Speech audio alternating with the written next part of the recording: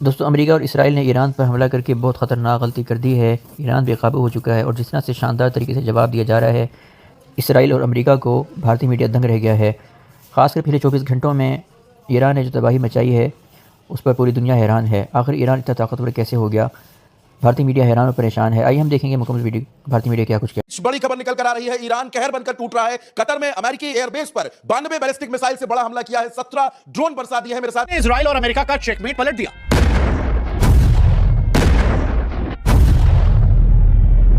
रात कयामत की रात रही। आज ट्रंप आखिर ईरान के साथ बातचीत करने के लिए गिड़गिड़ा क्यों रहे हैं? ऑपरेशन से उसने ईरान की लीडरशिप का सफाया कर दिया, लेकिन फिर भी ईरान सरेंडर करने का नाम नहीं ले रहा है। और ये अमेरिका और इजराइल कि वो इजराइल जो दुनिया भर में ढिंडोरे पीट रहा था अपने आयरन डोम सिस्टम के, अपने एयर डिफेंस सिस्टम के, लेकिन सब कुछ जो है वो धरा का धरा रह गया।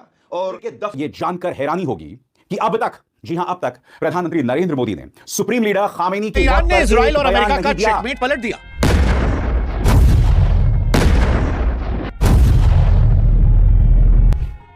इजराइल अमेरिका वर्सेस ईरान का युद्ध कभी भी बराबरी का युद्ध नहीं था। यह बात सारी दुनिया जानती थी, क्योंकि एक तरफ दुनिया की सबसे बड़ी महाशक्ति अमेरिका और उसका आधुनिक साथी इजराइल था, दूसरी तरफ वो ईरान जिस पर दशकों से दुनिया भर के प्रतिबंध लगा दिए गए थे, जिसकी इकॉनमी गर्दिश में चली गई थी। ऊपर से ईरान के सर्वोच्च नेता अली खामनोई और उनके टॉप कमांडर्स की मौत की जब खबरें आई, तो पहली बार यह लगा कि शायद ईरान पूरी तरह खत्म हो गया है। पश्चिमी मीडिया चिल्ला चिल्ला कर कह रही थी कि यह तो चेकमेट था, एक दांव में सब कुछ खत्म हो गया। लेकिन अब युद्ध के मैदान से जो खबरें आ रही हैं, वो ये इशारा करती हैं कि ईरान अभी हारा नहीं है, क्योंकि आसमान से अमेरिका के आधुनिक लड़ाकू जहाज भी आग का गोला बनकर गिर रहे हैं। खबर तो यहां तक आई कि इजरायली प्रधानमंत्री नेतन्याहू के दफ्तर पर भी हमला किया गया है। खाड़ी के देश जो कल तक अमेरिका का खुलकर साथ दे रहे थे, उनके आसमान में भी बम बरस रहे हैं। और यहीं से सवाल उठता है कि क्या ईरान को अमेरिका इजराइल ने अंडर एस्टिमेट कर दिया? क्या उससे बहुत कम आका? क्योंकि ईरान अब ये कह रहा है कि हमारे पास इतने हथियार हैं कि अगर रोज 100-200 बम ठोकेंगे तो भी अगले 10-15 सालों तक हम इस युद्ध को जारी रख सकते हैं।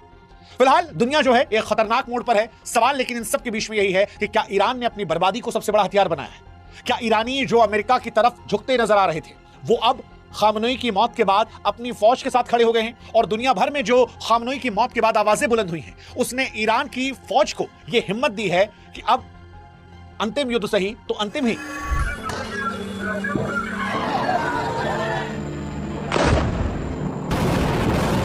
आज की कहानी में हम यही बात करने वाले कि क्या अमेरिका और इजराइल ने ईरान की मशीनों को तो माप लिया, लेकिन उसकी सहने की शक्ति और उसके लड़ाकों के नेटवर्क को समझने में चूक कर दी? यह सवाल बड़ा महत्वपूर्ण है और आज इस सवाल का जवाब इस वीडियो में समझने की कोशिश करेंगे। इसकी शुरुआत करें उससे पहले हमारी आपसे गुजारिश है कि युद्ध के मैदान की सच्ची और सटीक खबरों के लिए आप हमारे व्हाट्सएप चैनल जरूर जुड़ें। बात करते हैं इस पूरी घटना की। 28 फरवरी 2026 को जब इजराइल और अमेरिका ने मिलकर ऑपरेशन एपिक फरी चलाया, तो दुनिया को यह लगा कि ईरान का वजूद खत्म हो गया। उस वक्त खबर आई कि खामनोई और उनके टॉप कमांडर्स जो एक ही बिल्डिंग में थे, उन्हें ईरान ने एक झटके में मार दिया। सारी दुनिया हैरान थी। पश्चिमी रणनीतिकारों ने तो खुलकर माना कि ईरान का चैप्टर फाइनली पूरा क्लोज हो गया। अब लड़ने वाला कोई बचा ही नहीं, ना टॉप लीडरशिप, ना नंबर 2, नंबर 3, नंबर 4, नंबर 5, सब खत्म हो गए। उनका यह आकलन था कि अब तो ईरान की रिवॉल्यूशनरी फोर्स जो है वो सरेंडर कर देगी। डोनाल्ड ट्रंप के बयान भी आ रहे थे कि ईरान की फौज लड़ना नहीं चाहती, रिवॉल्यूशनरी गार्ड लड़े मत, वो सरेंडर कर दे, हम उनकी सरकार को बदलेंगे, ऑल इज वेल कर देंगे। इजराइल की तरफ से भी तमाम वीडियोस निकलकर सामने आ रहे थे और इजराइल अमेरिका यह मानकर बैठे थे कि ईरान अब ताश के पत्तों की तरह ढह जाएगा। जिस वक्त सारी दुनिया यह सोच रही थी कि ईरान बिखर गया, शायद उसी वक्त ईरान ने अपनी शहादत को अपना हथियार बना लिया। वो पलटवार किया जिसकी किसी ने कल्पना नहीं की थी। और इसी वजह से आज खबरें आ रही हैं कि ईरान ने ऑपरेशन ट्रुथफुल प्रॉमिस 4 के जरिए उस जवाबी हमले को किया जिसने ईरान और अमेरिका को शॉक कर दिया है। ईरान के रिवॉल्यूशनरी गार्ड की ओर से जो दावा किया गया, उसके मुताबिक उनकी खैबर मिसाइलों ने इजराइल के प्रधानमंत्री नेतन्याहू के दफ्तर और उनके वायुसेना के मुख्यालय तक अपनी पहुंच बनाई है। हालांकि इजराइल इन दावों को खारिज कर रहा है। वो कह रहा है कि ऐसा हुआ नहीं है, लेकिन ईरान कह रहा है कि उनको समझ में आ रहा है और अब बढ़ते दिनों के साथ जो हम हमले करेंगे वो उन्हें और परेशान करेंगे। कि उनको समझ में आ रहा है और अब बढ़ते दिनों के साथ जो हम हमले करेंगे वो उन्हें और परेशान करेंगे। तेल अवीव, वहां पर लगातार ऐसी तस्वीरें निकल कर आ रही हैं जहां पर ईरान ने इजराइल में धुआं धुआं कर दिया है। इजराइल के नेवातिन और कई और एयरबेस ऐसे हैं जहां पर धुएं का गुबार देखा गया है। ईरान ने एक साथ 550 ज्यादा मिसाइलें और ड्रोन्स के जरिए एक सैचुरेशन अटैक किया और यह सैचुरेशन अटैक इतना खतरनाक था कि इजराइल का डिफेंस सिस्टम आयरन डोम भी कई जगहों पर बेबस नजर आया। बीती रात कयामत की रात रही। आज इस कार्यक्रम में मैं आपके सामने 2 बड़े मुद्दे लेकर आ रहा हूं। क्या खामेनी की मौत के बाद दुनिया वर्ल्ड वॉर 3 की तरफ बढ़ रही है? और दूसरा, द चाइनीज कनेक्शन। किस तरह से चीन पर्दे के पीछे ईरान की मदद कर रहा है और यह अमेरिका और इस्राएल के लिए जबरदस्त सिरदर्द का सबब है। मगर उससे पहले बहुत ही त्वरित अंदाज में, ब्रेकिंग न्यूज के अंदाज में मैं आपके सामने पेश करना चाहता हूं कि पिछले 12 घंटों में क्या हुआ। अगर आप अब हमने ईरान पर इसलिए हमला कर दिया क्योंकि इस्राएल ने उस पर हमला किया था और हमें डर था कि ईरान हम पर हमला कर सकता है, इसलिए हमने ईरान पर हमला कर दिया। वो ईरान जो आपके साथ बातचीत कर रहा था, वो ईरान जो ये कह रहा था कि हमें अमेरिकी शर्तें मंजूर हैं बातचीत में, उस पर आपने हमला किया, उनके सुप्रीम लीडर खामेनी को मौत के घाट उतार दिया। वो मौत जिसके चलते आज दुनिया वर्ल्ड वॉर 3 के मुहाने पर है। और दोस्तों इंतजार कीजिएगा, आपकी स्क्रीन पर ये हैं जेफरी सैक्स, जो कि अमेरिकन इकोनॉमिस्ट हैं, और अमेरिकन इकोनॉमिस्ट जेफरी सैक्स चेतावनी दे रहे हैं वर्ल्ड वॉर 3 की। ट्रंप आखिर ईरान के साथ बातचीत करने के लिए गिड़गिड़ा क्यों रहे हैं? आखिर वो क्यों कह रहे हैं कि ईरान मेरे साथ बातचीत करना चाहता है? मगर ईरान के बड़े नेता अली लारिजानी ने स्पष्ट कर दिया है कि ट्रंप के लिए अमेरिका फर्स्ट नहीं, इजराइल फर्स्ट है, और न्यूक्लियर मुद्दे पर अमेरिका से बातचीत करने का कोई सवाल ही नहीं पैदा होता।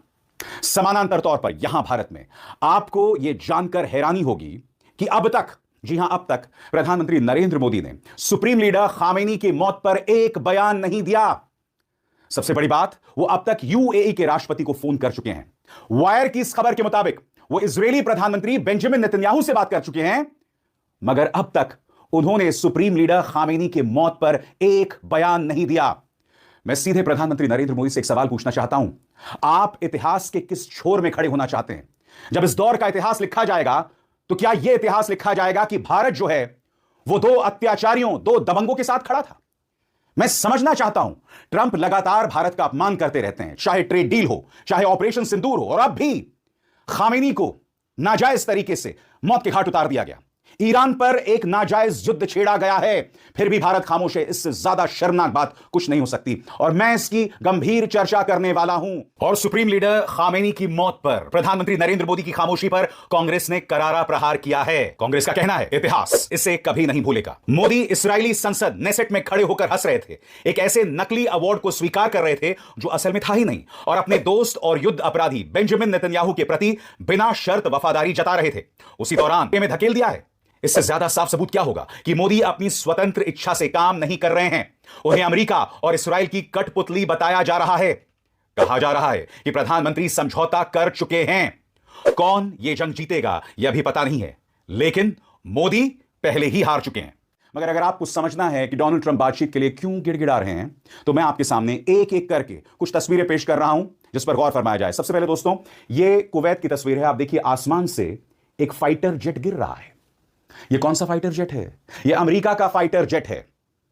इससे पहले कि मैं आपको बताऊं क्या हुआ, इस वीडियो को देखिए। फाइटर जेट्स हैं जिन्हें ईरान निशाना बना रहा है। अब मैं आपको या आपसे मिलवाना चाहता हूं उन 3 अमेरिकन फाइटर पायलट से जो बच गए। ये देखिए, ये 2 पुरुष फाइटर पायलट्स हैं और एक महिला फाइटर पायलट है, और ये लोग कुवैत के आसमान से नीचे गिर गए। ईरान ने मिसाइल दागी, वो मिसाइल इन फाइटर जेट्स को लगी और वो नीचे गिर गए। अब तक 3 अमेरिकी सैनिक आधिकारिक तौर पर मारे जा चुके हैं ईरानी मिसाइल हमले में। ट्रंप पर यह आरोप लग रहा है कि वो आंकड़ों को छुपा रहे हैं, और इसका प्रमाण इस बात से पता चलता है कि डोनाल्ड ट्रंप अब यह कह रहे हैं कि आने वाले दिनों में हमारे और सैनिक शहीद हो सकते हैं। तो बड़ा प्रश्न मिस्टर ट्रंप, आखिर अमेरिका को इस युद्ध में किसने ढकेला? आखिर क्यों आपने ईरान पर प्रहार किया जबकि ईरान तमाम शर्तों को पूरी कर रहा था? आज विदेश मंत्री अब्बास अराक्ची कह रहे हैं कि हम जंग नहीं लड़ना चाहते थे, हम हमले नहीं कर रहे हैं। आप जंग हमारे दरवाजे पर लेकर आए, आपने हमारे सुप्रीम लीडर को मौत के घाट उतार दिया। इसके बाद आप हमसे क्या उम्मीद कर रहे हैं? सुनिए, डोनाल्ड ट्रंप, वो डरा हुआ डोनाल्ड ट्रंप जिनके दाएं हाथ को नहीं पता कि उनका बायां हाथ क्या कह रहा है, इस व्यक्ति को कोई अंदाजा नहीं है। सुनिए।